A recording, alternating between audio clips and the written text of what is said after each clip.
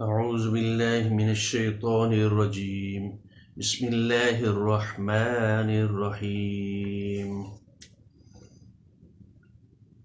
ولنبلونكم بشيء من الخوف والجوع ونقص من الأموال والأنفس والثمرات وبشر الصابرين. اور ہم وَلَنَبْلُوَنَّكُمْ اور ہم ضرور ہم آزمائیں گے بِشَيْءٍ کسی بھی چیز سے ہم لازماً چیک کریں گے، آزمائیں گے، ٹٹولیں گے اور دیکھیں گے اس شخص کو کہ ہمارے احکام پر یہ عمل کرتا ہے کہ نہیں کرتا۔ اس دنیا میں آنے کا مقصد وہ کون سی چیز؟ من الخوف، خوف سے آزمائیں گے، یعنی ڈرائیں گے کسی نہ کسی بیماری لگا کر، کسی نہ کوئی طریقہ، یعنی معلوم کمی کی وجہ سے من الخوف۔ اور نبی اکرم صلی اللہ علیہ وآلہ وسلم کے اوپر کتنی ابتلا آئے، کتنے خوف آئے، کتنی مشکلات آئیں،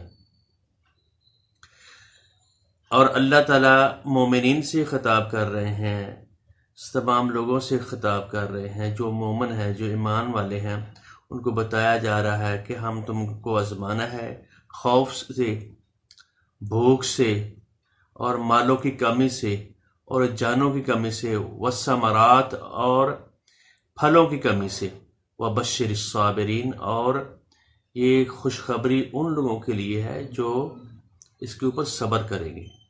یعنی ایمان لانے کا مقصد یہ نہیں کہ اللہ تعالیٰ ہمیں تو ایمان لے آئے ہیں، ہمیں تو تمام کی تمام سہولیات رب العزت ہمیں دے دے گا۔ یہ دنیا جو ہے دارالامتحان ہے۔ پیچھے بھی رب العزت نے یہ بتایا کہ صبر سے اور نماز سے تم نے مدد چاہنی ہے، اور اسی طریقے سے نبی اکرم صلی اللہ علیہ وآلہ وسلم اور دوسرے حکام، یعنی کتنی تکلیف، کتنی مشکلات آئیں۔ یعنی ادھر سے مکہ مدینہ میں نبی اکرم صلی اللہ علیہ وآلہ وسلم ہے، ادھر اوس اور خزرج ہے، ادھر سے 3 قبیلے ہیں یہود کے، بنو قینقاع، بنو نذیر، بنو قریظہ، اور ادھر دوسری طرف سے کیا ہے؟ مشرکین مکہ۔ جب بدر میں آئے اس وقت کتنے لوگ تھے اور ان کو کس طریقے سے آزمایا گیا، اور پھر اس کے بعد احد میں کتنے لوگ شہید ہوئے اور ان کو چیک کیا گیا، اور جو منافق تھے، جو ہٹ درم تھے، اور وہ بھاگ گئے وہاں سے، انہوں نے بہانے تلاش کیے، یہ تو ہماری بات ہی نہیں مانتے، محمد الرسول اللہ صلی اللہ علیہ وسلم نے کو ہم نے کہا تھا فلاں جگہ پہ کھڑے ہو کر جنگ کریں گے، تو اور انہوں نے وہاں سے فرار اختیار کرنے کی کوشش کی۔ اور اسی طریقے سے انہیں مالوں کی کمی سے جنگ تبوک دیکھیں، اس جنگ میں گرمی کا موسم ہے، پھل پکے ہوئے ہیں اور پورے تیار ہیں۔ آدمی مجھے کہتا ہے جب مجھے تو بیماری آ گئی ہے، مجھے مسئلہ آ گیا، میرے یہ پھل پکے ہوئے، میں تو کل نہیں اتاروں گا، تو میرا تو خاندان پورے کا پورا سال میں نے محنت کی ہے۔ جب اللہ تعالیٰ کا حکم آیا ہے، اللہ رب العزت نے کہا ہے، اور محمد الرسول اللہ صلی اللہ علیہ وسلم نے 600-700 کلومیٹر دور چلو بھائی، اور سب کے سب نے وہ پھل پکے پکائے چھوڑ دیے اور کدھر چلے گئے؟ اللہ کے حکم کو ترجیح دی۔ ہم تو یہ ہے نا، ہم نماز اذان ہوئی ہے تو اپنا کام یاد آ گیا، نماز کو چھوڑ دیا، اوپر سے تکبیریں ہو رہی ہے اور آدمی بازار کی طرف جا رہا ہے۔ کس کو ترجیح دی؟ بازار والے کام کو، اپنی خواہشات کو، اپنے گھر والوں کے کام کو، اللہ کے حکم کو پیچھے چھوڑ دیا۔ ان لوگوں نے پورا سال محنت کی، وہ زراعت پسند لوگ تھے اور باغبانی کرتے تھے، ان کی زراعت پکی ہوئی تھی اور ان کے جو کھجوریں تھی، جو مال تھا وہ لگا ہوا تھا۔ حکم آیا، سب کے سب وہ چل پڑے، اور گرمی کا موسم ہے، کتنا سفر کرنا ہے، یہ نہیں کہ کل ہم اتار لیں گے یا کل نہیں تو پرسوں 2-4 دن ٹھہر جائیں، یہ بات نہیں ہے۔ جو صحابہ 3 صحابہ جو پیچھے بھی رہ گئے تھے اور ان کی سستی اور کاہلی کی وجہ سے ان کے ساتھ بائیکاٹ کیا گیا، اور اسی طریقے سے غزوہ احزاب جو ہے، احزاب حزب کی جمع یعنی گروہ، یعنی پورے کے پورا احوال جو عرب تھے، جتنے بھی قبیلے تھے، وہ سارے کے سارے مدینے کے اوپر چڑھائی کرنے کے لیے آ گئے تھے، اور کہنے لگے، یعنی پورے کے پورے جتنے بھی تھے وہ حزب ایک گروہ ہے، جتنے گروہ ممکن اسے مشرقین میں سے اور یہود میں سے اور ارد گرد کے جو علاقے سے، وہ بھی سارے کے سارے وہاں آ گئے۔ اور اللہ تعالیٰ اس معاملے میں اور ہمیں یہ ارشاد فرما رہے ہیں کہ یہ تم اپنا حال دیکھو، تمہیں اس چیز کی سمجھ نہیں ہے۔ دیکھیں میں قرآن پاک میں اللہ تعالیٰ یہ کہہ رہے ہیں، اور ہم نے تم کو چیک کیا۔ کیا؟ کس وقت چیک کیا؟ ہنالک ابتلیٰ، وہاں آزمائے گئے المومنون وزلزلوا زلزالا شدیدا، اور ان کو ہلایا گیا، ان کو چیک کیا گیا۔ اور اللہ تعالیٰ یہ بات کہہ رہے ہیں، میں نے تمہاری مدد کی۔ کون؟ جو مومن تھے انہوں نے کیا کام کیا؟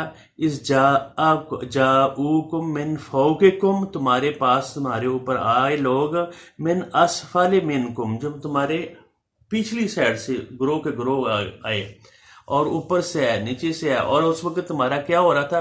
وَإِذْ زَاغَتِ الْأَبْصَارُ، تمہاری آنکھیں پھٹی کی پھٹی رہ گئی، تم حیران ہو کر رہ گئے کہ یہ کیا بن گیا ہمارے اوپر، ہم تمہارے اکیلے مسلمان، چند مسلمان، تھوڑے سے مسلمان تھے۔ وَبَلَغَتِ الْقُلُوبُ الْحَنَاجِرَ، اور تمہارے جو کلیجے تھے منہ کی طرف آ رہے تھے۔ اور اس وقت بھی لوگوں نے، جو مومن تھے، جو پکے تھے، صرف اللہ پر توکل کیا اور اللہ تعالیٰ کے پر بھروسہ کیا۔ اور وَتَظُنُّونَ بِاللَّهِ الظُّنُونَ، اور مومن جو لوگ تھے وہ خیال کرنے لگے اللہ تعالیٰ نے ہمارے ساتھ یہ کیا کرنے والے ہیں، کہ ان کو جی چیک کیا گیا۔ اور جو منافق تھے ان کے بارے میں آگے آیت یہ آگئی ہے، وَإِذْ يَقُولُ الْمُنَافِقُونَ، اس وقت جو منافق تھے وہ کہنے لگے، وَالَّذِينَ فِي قُلُوبِهِم مَرَضٌ، نام کے مسلمان ہوتا ہے بندہ، کلمہ پڑھ رہا ہے، اور ان کی بیماری ان کے دل میں ہوتی ہے، یہ ان کا پکا پختہ ایمان نہیں ہوتا۔ اور اس وقت یہ کہہ رہے تھے، ما وعدنا اللہ ورسولہ، ہمارے پاس جو وعدہ کیا ہے اللہ نے اور اس کے رسول نے، انہیں الا غرورن، سوائے دھوکے کے اس نے کچھ بھی نہیں ہمارے ساتھ کیا۔ نبی اکرم صلی اللہ علیہ وآلہ وسلم کو اللہ تعالیٰ یہ کہہ رہے ہیں کہ تم نے نماز اور صبر سے مدد جانی ہے، اور اللہ تعالیٰ نے لوگوں کو، جو مومن ہیں، ان کو آزمائیں گے، چیک کریں گے۔ یہ نہیں کہا میں مومن ایمان لانے والا ہو گیا ہوں اور ایمان لے آیا ہوں، بس خالی زبان سے کلمہ کہہ دیا، زبان سے اوراد و ورد کر لی ہے، تو اللہ چیک نہیں کریں گے۔ چیک اللہ تعالیٰ نے مختلف انداز میں، بے شیئن، کسی بھی طریقے سے میں چیک کروں، بیماری لگاؤں گا، تمہیں خوف دوں گا، تمہیں بھوک آئے گی، تمہارے مالوں میں کمی آئے گی، تمہاری اولاد میں کمی آئے گی، تمہیں خواہ مخواہ پھنسا دیا جائے گا کہیں نہ کہیں، وہ ثمرات اور پھلوں کی کمی سے۔ اور جو اس کے اوپر اللہ تعالیٰ کے حکم کے مطابق ڈٹے رہیں گے، اور ان کے اوپر یعنی خوشخبری ہے، ان کو خوشخبری ہے۔ کیوں؟ بندہ اللہ کے لیے ہوتا ہے، اور اس کا اپنا جسم جو ہے اپنا ذاتی نہیں ہے۔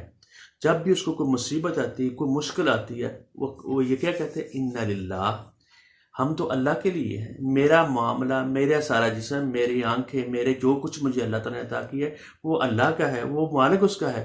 وَإِنَّ إِلَيْهِ رَاجِعُونَ، ہم ہر ایک عمل کا حساب میں نے اللہ تعالیٰ کو جا کر دینا ہے۔ لقاء اللہ سے ملاقات، کوئی بھی کام کرتا ہے، کوئی بھی بزنس کرتا ہے، رشتہ داری کرتا ہے، معاملات کرتا ہے، ان سب میں اس بندے کا، اس مومن بندے کا، جس کا احساس یہ ہوگا، یقین ہوگا، میں نے ہر بات کا، ہر عمل کا اللہ کو حساب دینا ہے، اور وہ اس سے غلطی سرزد نہیں ہوگی۔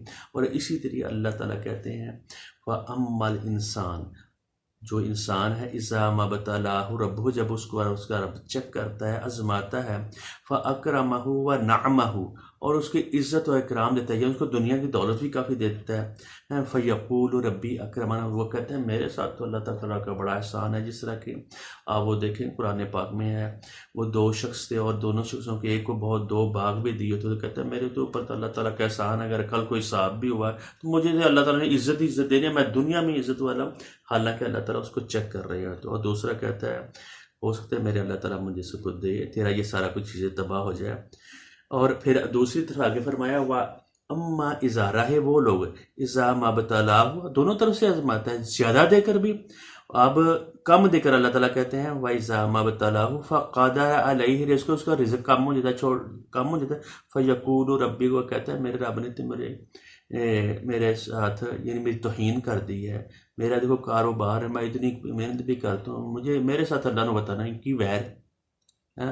اور اسی طریقے سے نبی اکرم صلی اللہ علیہ یعنی سب سے زیادہ ابتلا، سب سے زیادہ آزمائشیں انبیاء کو آتی ہے، اور اسی طریقے سے محمد الرسول اللہ صلی اللہ علیہ وآلہ وسلم یعنی اتنے مدینے میں چند مسلمان ہیں، سارے کے لوگ مشکلات میں اور نبی کریم مسلمانوں کے درپے ہیں، اور مسلمانوں میں بھی ان میں سے جو منافقین ہیں، جو بھی میں نے آیت پڑھی ہے، اور وہ بھی اندر سے کہہ رہے ہیں جی 70 صحابہ احد میں تو مارے گئے، ان لوگوں نے تو اپنا آپ کو تباہ کر لیا، دنیا کی نعمتوں سے انہوں نے مزے نہیں لوٹے، اور یہ بس ایسے ہی ہلاک ہو کہ یہ ان کی سوچ تھی۔ جو منافق بندہ ہوتا ہے اس کے خیال یہ ہوتا ہے، کلمہ ایسے بندہ پڑھ رہا ہوتا ہے، اس کو یہ یقین جو ہے نا، یو کے نون والا جو یقین ہے اس کا اوپر نہیں ہوتا ہے۔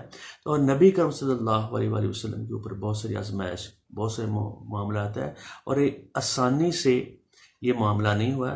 نبی کرم صلی اللہ علیہ وسلم کاش کوئی آج میرا پہرا دیتا، اتنی خوف ہراس، اتنی دشمنی ہے، کس کے لیے؟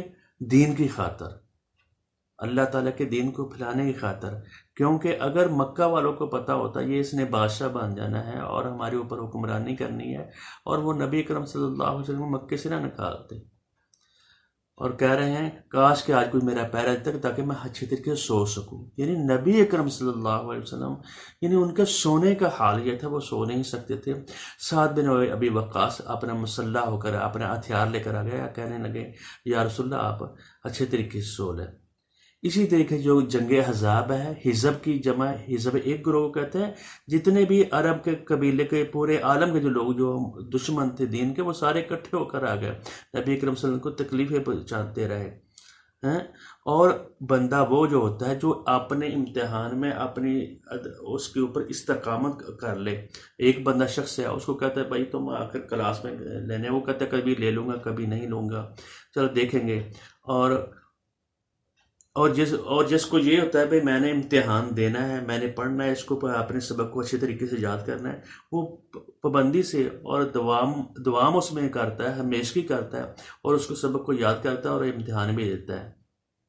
جو کچا ہوتا ہے وہ آگے پیچھے کی وہ سوچتا ہے۔ اور اسی طریقے سے یعنی کاروبار میں آپ کو مشکلات آئیں گی، دنیا میں مشکلات آئیں گی، اسی لیے اللہ رب العزت نے یہ بات ہمیں بتا دی ہے کہ میں نے تم مومن بنو، دنیا میں نے تم کو چیک کرنا ہے، کسی بھی چیز سے خوف دوں گا، بھوک آئے گی، اور تم کو مالوں کی کمی سے، اولاد کی کمی سے مشکلات آئیں گی، لیکن کامیاب کون لوگ ہوں گے؟ اور اللہ کے حکم کے اوپر چلتے رہیں گے، اور ان کو کوئی بھی مصیبت آتی ہے تو کہتے ہیں یہ جو مصیبت ہے، جو مشکل ہے، اور ہم اللہ ہی کے لیے ہیں۔ مومن کا معاملہ عجیب ہے۔ مومن جو بندہ ہے، نبی کے وسلم مومن تو ہر حال میں اچھا ہوتا ہے، اس کا مسئلہ کیا ہے؟ جب اس کو تکلیف آتی ہے اس کے اوپر صبر کرتا ہے، اس کو مشکل آتی ہے اس کو صبر کرتا ہے، اور اللہ کے حکم کے مطابق اپنی زندگی گزارتا رہتا ہے، اور اس کے اوپر صبر کرتا ہے میرے اللہ کی طرف سے آئیے، میرے اللہ نے ہٹانی ہے۔ جب اس کو آسانی ملتی ہے، جب اس کو خوشحالی ملتی ہے اور وہ شکر کرتا ہے تو اللہ کے ہاں راضی ہو جاتا ہے۔